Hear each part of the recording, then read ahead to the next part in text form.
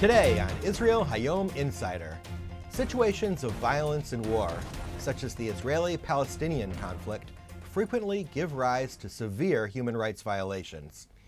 Blue and White Human Rights was created by the Institute for Zionist Strategies as a framework from the political right for supporting Palestinian rights and dignity while strengthening Israel as a just society. With me in the studio, the director of Blue and White Human Rights, Nave Dromi. Hi, Nave. Hi, Steve.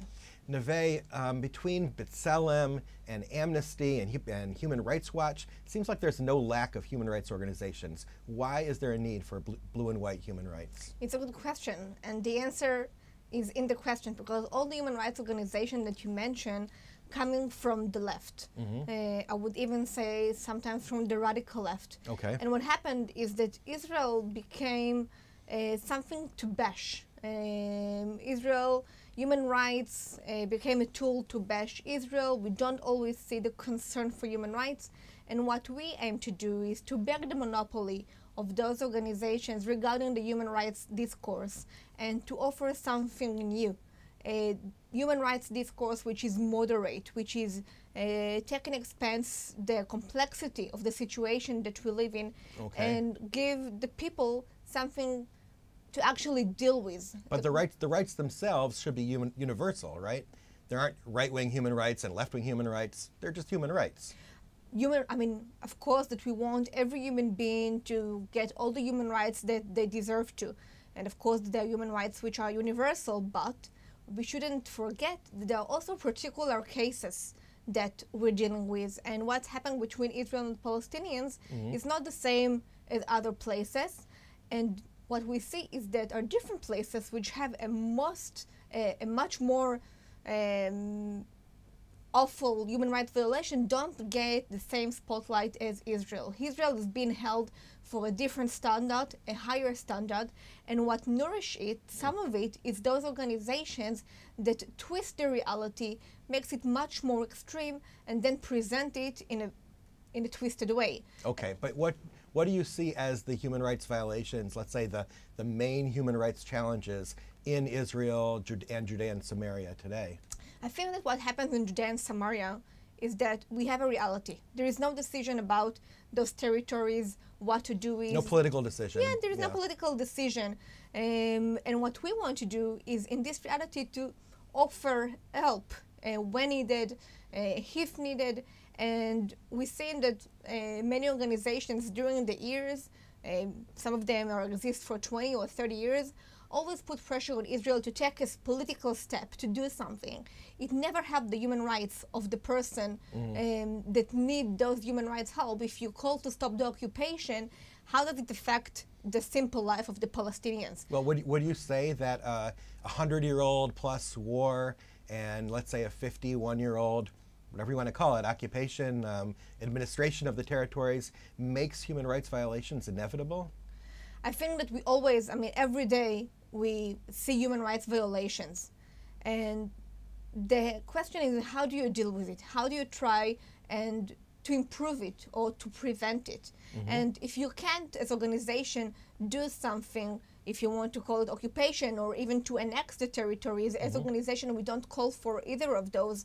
And you we are a right to you don't take a position on the solution. Yeah, and personally, I don't call it occupation, for example.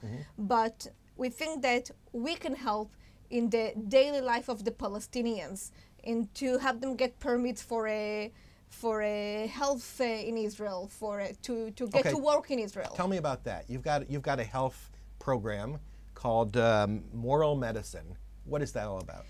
When we just started the moral medicine project, we wanted to see what's going on the ground. If Palestinians in Judea and Samaria really don't have health service, and we find out that in Gush Etzion, in Area C, there are places where Jews provide health service to Palestinians. No one talks about it, no one brings it up to discussion, but it exists. So we began to work with doctors to help Palestinians in the area. We brought doctors to Efrat Medical Center, and we brought Palestinians there to get treatment. And we also help with permit to health issues in Israel. if the Palestinians need a health treatment in Israel and it got lost in the bureaucracy, so we're trying to help. Okay. What about the Mavarim, the transit points between Israel and the occupied territories or Judea and Samaria? I know you're active there. What is it you're doing in these checkpoints? What's interesting about the crossing points is that many people see it as the worst human rights violation because they think that Israel is preventing from Palestinians to go inside Israel. And the reality is different. Crossing points, in my opinion, is the fulfillment of allowing human rights to happen. It allows Palestinians to get to work in Israel, but it also allows Israel to take care of the security of its citizens. Is the situation in the checkpoints okay? I mean, are there no problems? I'll tell you what, every year the number of permits that Israel provides to Palestinians is going up.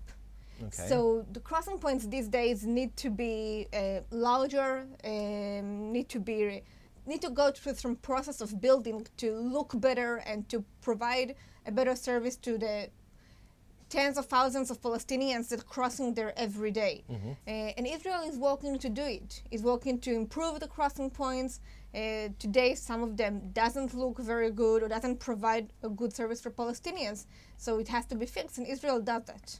And Blue and White Human Rights is active in of lobbying course. the Israeli government or the army, or how does this work? We are not lobbying the Israeli government or the army, but we are cooperating with the Israeli authorities.